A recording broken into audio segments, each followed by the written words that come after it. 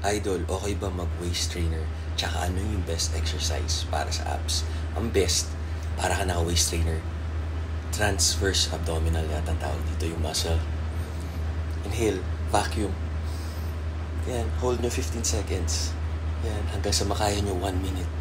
Yung mga classic physique, ganyan. And then, kapag kaya nyo na, 15 reps. Walang masakit walang masakit, dapat no pain.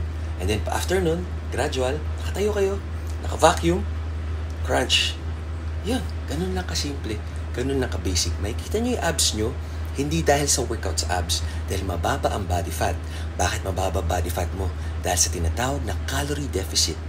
Mas konti ang kain, mas maraming energy na burn, mas maraming galaw. Yun lang po yung totoo, walang ibang binibenta, walang magic, walang secret. Yan lang po yung workout na ginagawa namin ni Mrs.